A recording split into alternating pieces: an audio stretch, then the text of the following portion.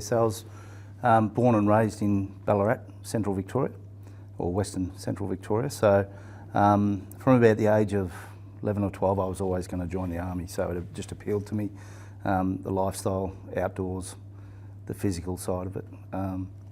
So as soon as I turned 17, completed Year 11 and then joined the Army just after turning 17. Yeah, so pretty well. Yeah, Ballarat was my area of growing up. My grandfather served in World War II in New Guinea, and I suppose something quite silly, but we all grew up watching the Sullivans. And of course, the Sullivans, the boys were involved with the military, so I always had a fascination. And then, of course, the movie Gallipoli came out, so I just had an interest and the lifestyle just appealed to me. And so, yeah, from 12, age 12 thereabouts, that's what I wanted to do. And then, of course, being fairly active as well, playing sport, also seemed to fit in with the Defence Force lifestyle. I ended up becoming an armoured crewman, so in the Royal Australian Armoured Corps. So, yeah, look, I went in eyes wide open, not knowing. I just general enlistment, so didn't really know what I was going to do. So it was either engineering or engineer, sorry, or armoured. I certainly, upon joining the military, I wanted to do something army-like. So for me, that was sort of something frontline. In my view, was if I was going to join the Army, I wanted to be doing something army-like. So Royal Australian Armoured Corps certainly fitted that bill. So that ticked that box early on for me.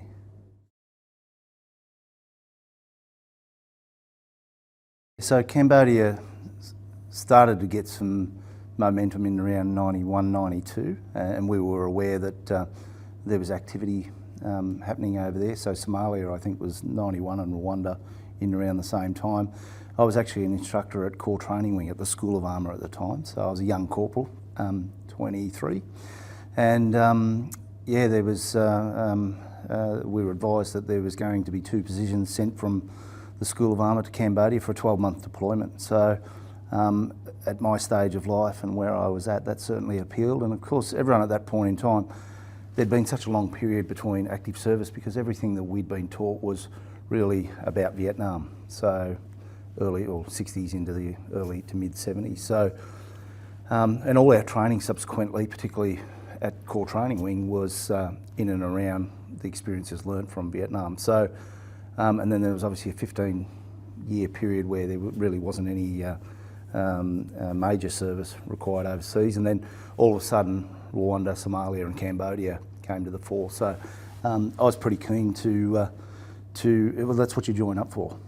That's it's like using the analogy of training for a grand final in a game of football but never playing a grand final, so to speak. So to be given that opportunity, certainly both hands.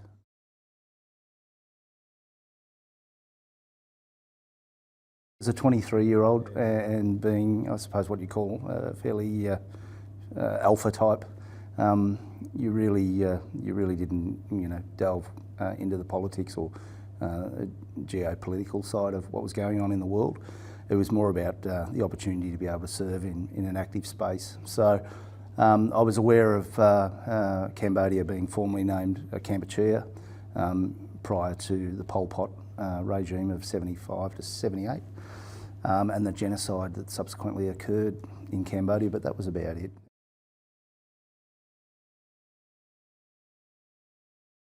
So we spent 6 weeks up in Randwick. So there was 2 of us that were selected to go from Armoured Corps at that point in time, or from School of Armour. There was other personnel that were from other locations that had gone or were over there.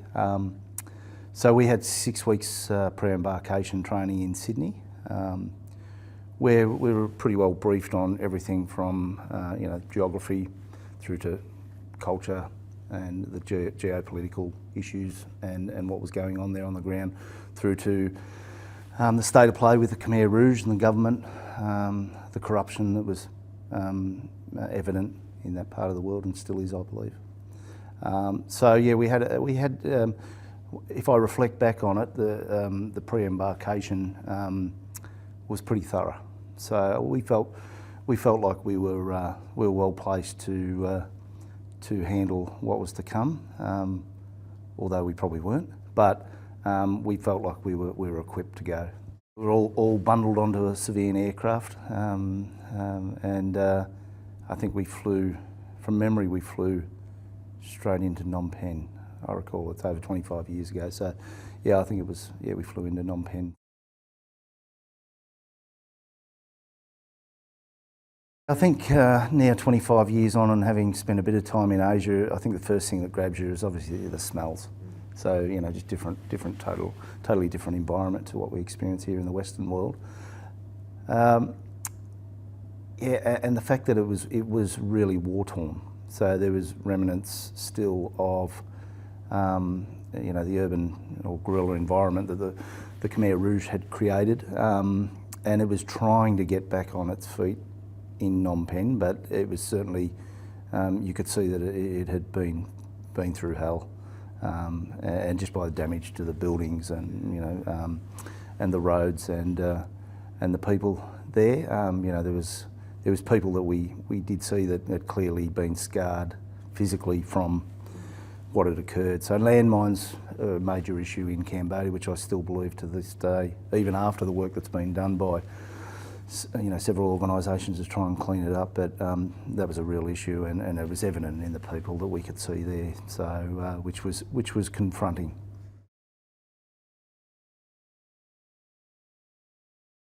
I think the first couple of days arrival in country, we went to the Australian base, Pattaya, Australia, I think it was called, and we had a couple of days of going to see the killing fields, and I think S11, which was the camp where they you know, undertook some pretty atrocious activity. So that gave us a really good understanding of what had occurred, and then explained what we were seeing in the community and out in the general population. So yeah, very, very confronting, but it sort of equipped us with what we were dealing with, particularly the killing fields.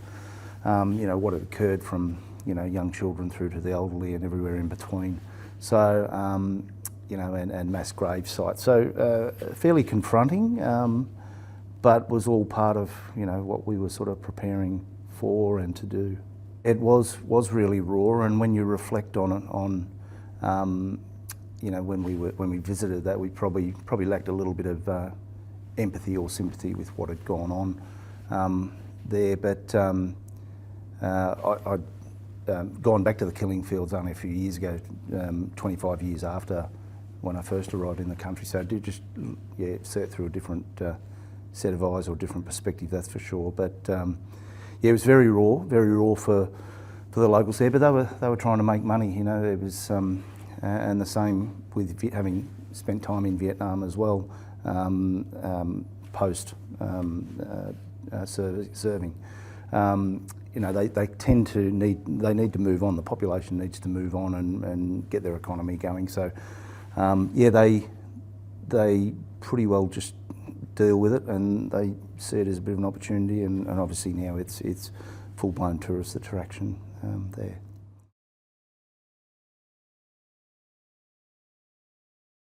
I think we spent, it wasn't long, maybe a week in Pattaya, Australia, which was the main military base or army base in Cambodia, and then we were assigned to in Phnom Penh, and then we were assigned to a troop detachment, which was I think it was some 25 k away, another province called Kampong Spo. So there was about 3 or 4 of us from memory. We moved out to Kampong Spo, which was an established troop detachment, consisting of a troop leader, troop sergeant, and I was one of the corporals. I think there was 2 other corporals there, and then there was half a dozen signallers as such. So I think spent only 2 to 4 weeks from memory out there. It was semi-civilised, so it was a compound type environment. We were staying in those relocatable huts, and obviously our role there was signals and communication. But it was a fairly normal existence. We had the Bolgabat detachment next door to us, which was quite interesting because they weren't anywhere near well as trained as what the Australian soldiers were. So that was interesting. I think a lot of them were there actually because they had to spend part of their time as part of their prison program. So it was certainly completely different to what we were there. So we spent a bit of time there, and it was after, I think, 2 to 4 weeks, I can't recall, but then I was posted to a remote location down on the Cambodia-Vietnam border on the Mekong River, location called Charlie Victor 3 Mike. So, and that's where I spent, I think, 4.5 months, 5 months down there on the border checkpoint, the only Australian down there, and that's where the real experience occurred.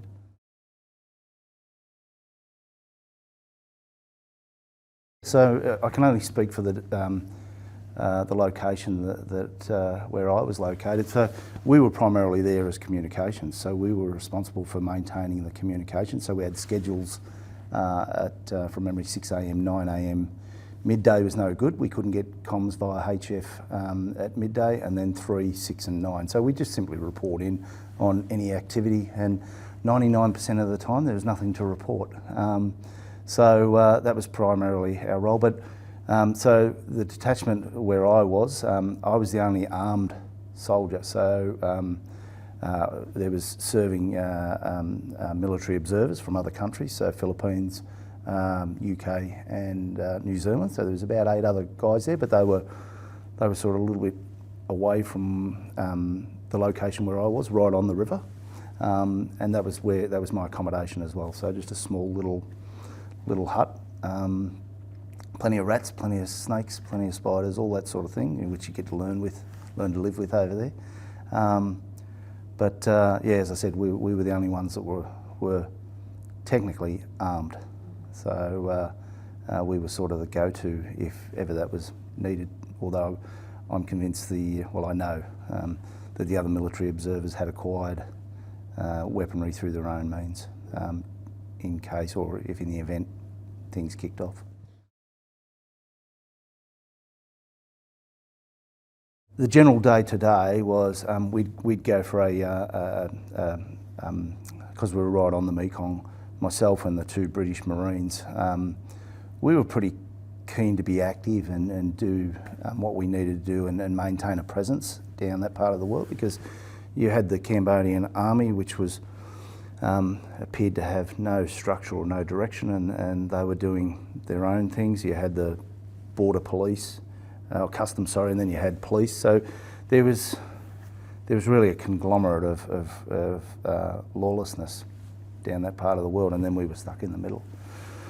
So myself and 2 of the British guys and one of the Kiwis, we would daily go on a boat patrol. So we had a Zodiac boat, and just remain a presence in the area to let them know that we were around and we were doing what we were doing, and we'd call in, and we'd call in on different camps, I suppose you'd call it, because as I said, they really didn't appear to have any structure, and we'd just take personal note of the weapons that were there, what basically essential elements of information. We'd just keep an eye on what was where and just keep a record of who had what. It was quite amazing the amount of leftover weaponry from the Vietnam War. So that was the mornings. We'd come back, we'd have a bit of lunch, often baked beans on rice for lunch, and then we'd head out on motorbike patrols in the afternoon along the Mekong, up and down from the Vietnam checkpoint to the north on the Mekong. So that was generally the day-to-day operation. But one period there, we had there was word that a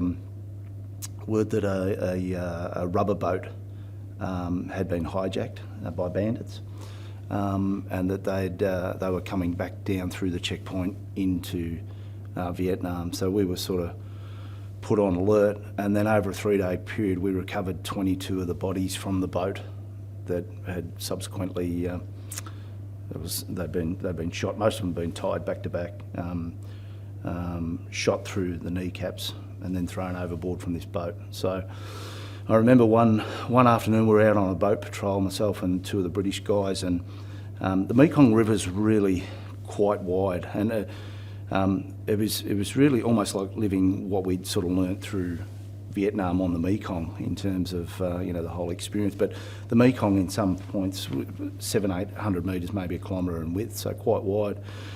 And I remember one day we were out on the boat, and as I said, I was the only one that was really armed, and I had a radio back to Charlie Victor 3 Mike, and we looked over and we just saw it looked like 2 to 3 cows floating in the Mekong.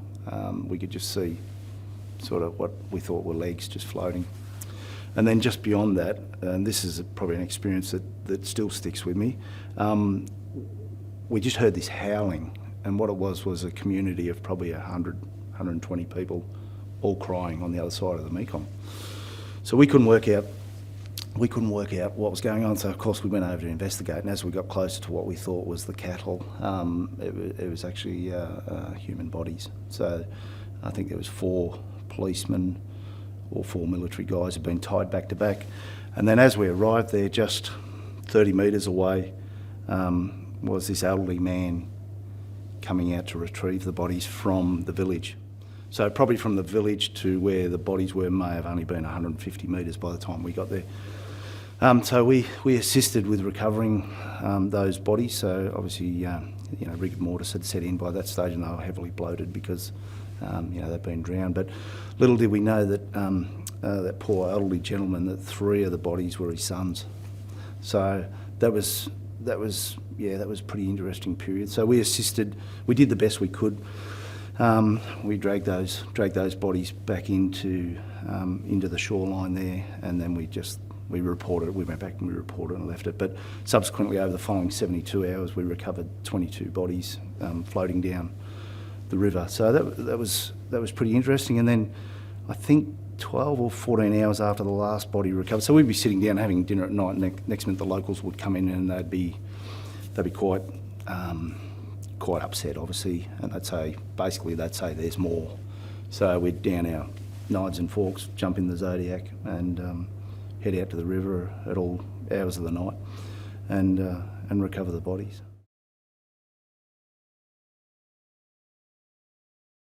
So they were on a rubber boat, so they hijacked a rubber boat. So obviously rubber plantations are very prominent in along the Mekong there. So they'd hijacked the boat, and their objective was to get it back into Vietnam. So throughout the process,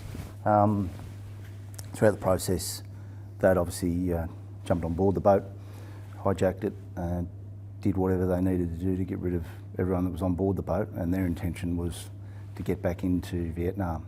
Yeah, we're not sure whether it was a military type led operation or whether it was just purely banditry. But banditry seemed to be more prominent than most of the Khmer Rouge were up north of the country, and I was in the extreme south. So as I said, right on the border of Cambodia, Vietnam. So it was more banditry, opportunists. So they tried to make their way through the checkpoint 2 a.m. one morning after they'd done what they'd done to the crew on board. So we knew they were coming. So as I indicated before, the Mekong's quite wide, so they tried to sneak through at about 2 a.m. one morning, and obviously word had travelled with what had gone on. So as I said before, you had some detachment of the police, the customs, and the army, Cambodian army, were there, as well as ourselves as a checkpoint. So yeah, about 2 a.m. one morning it kicked off because they tried to make it through, and I think it was the customs, or it might have been the police, tried to apprehend them, and it kicked off. So it woke me up pretty quickly.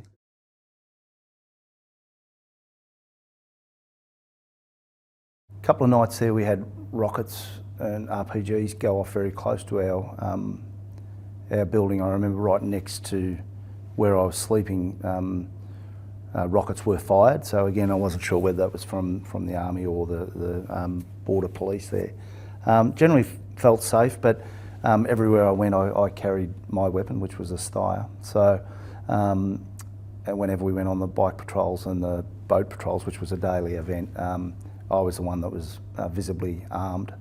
So only that night the bandits came through was really the only time that we we received incoming fire and we delivered outgoing fire. So that was really the only time that things got, pretty hairy, I suppose. But most of the time, we just got on with the job. You didn't lie awake, sort of worrying about it. So you just got on with the job at hand.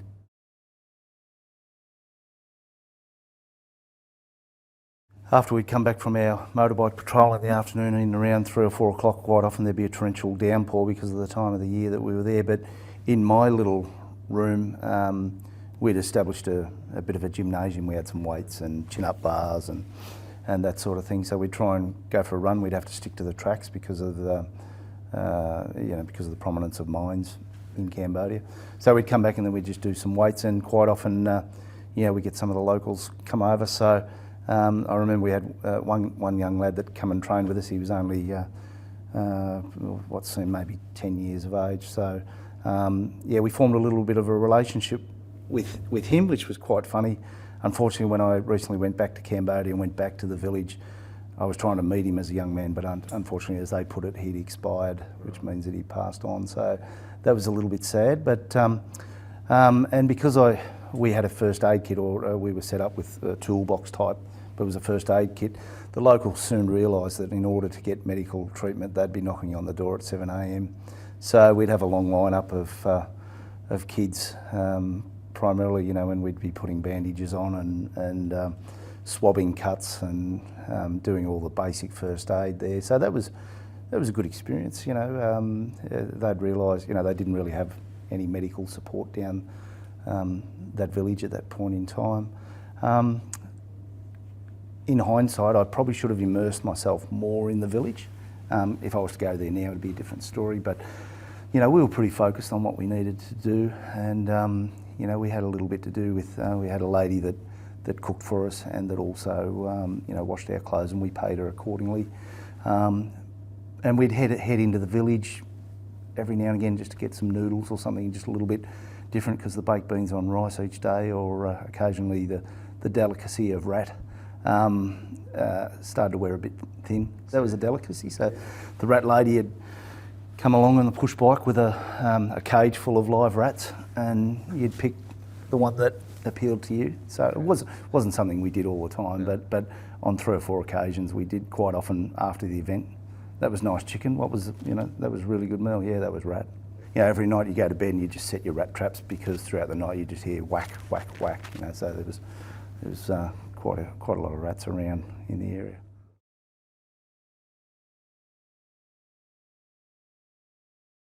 Generally on a Monday, we were located, our village was probably 3 to 4 kilometres from what they called the no man's land, which was a patch of grass between Vietnam and Cambodian border, and had a helipad there. So we knew on Monday at some stage that a UN chopper would be flying in with our mail and weekly rations, my weekly rations. So the military observers were paid whatever they were paid, and they were required to fend for themselves, so to speak. But we would be sent in rations, so we'd be aware that, because if we missed the helo, then that was it for the week. So there was no food coming, there was no mail. So we'd hear the chopper come in, and we weren't allowed to ride motorbikes apparently. But being down in that part of the world, there was really no option. As I said, each day we did motorbike patrols paralleling the Mekong, again just to keep on what activities were going on. But so the helo would come in and we'd quickly get on the motorbike, because the helo would only land 10 seconds max, and if you weren't there, they were gone, because quite often they'd receive incoming fire from the Vietnamese side of the border. We virtually had to get from there on the motorbike 3 to 4 k's, but when you're heading down a track, there's people in the village, there's cows that move in front of you very, very quickly. You had to get down there right at that point in time, and quite often, I was really fortunate because a good mate of mine would quite often be on the helicopter there, Andy Borland. We're still good mates today, which is fantastic through that connection. So he'd often arrive and we couldn't hear each other purely because of the helicopter Russians were flying the Mi-17s, I think they were. He'd give me thumbs up, hand me a crate of food, there's your mail, and I'm out of here. And that was your only interaction, really. But we'd get the crate of food, throw it on the motorbike, go back to the village and or back to our checkpoint, and we'd share it for 2 days. So sausages, veggies, steak chops, all that sort of thing that had come from the mess in Phnom Penh. And for 2 days, our team, or our detachment of Filipinos, the British, we'd all eat that because we couldn't keep it. There was no power, no electricity, so we'd eat that, and then we'd revert to your rice, baked beans, and whatever other meat was served.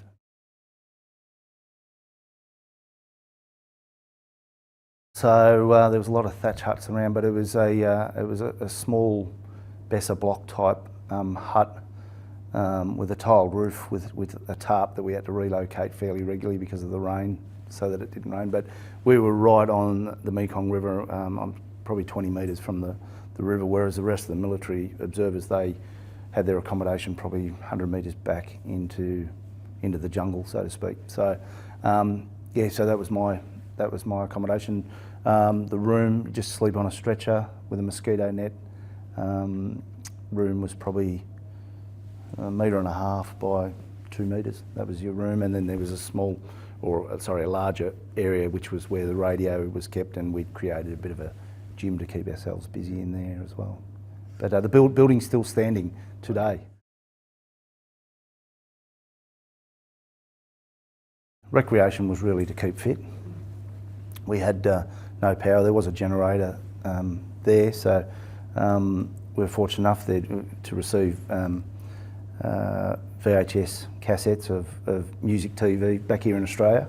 So I was fortunate enough, my mum sent me over a couple of 3-hour cassettes, and we'd simply have a night time. Once the work was done, we'd sit down and watch music video pretty well most nights. So that was our entertainment. That reading and the physical side, that was about it.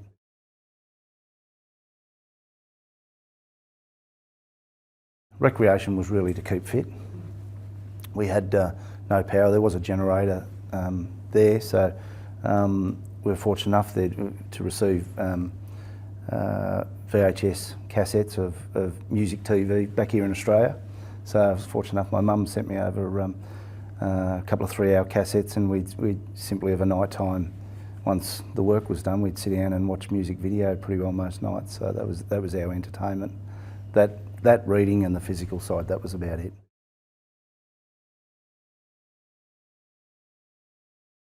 It was interesting when we got on the boat. I still remember it vividly. At about 4 a.m. we got on the boat and we'd packed what we wanted to take. We left a lot. The moment we stepped on the boat, the village just came alive with torches, lights, and they just ransacked whatever was left.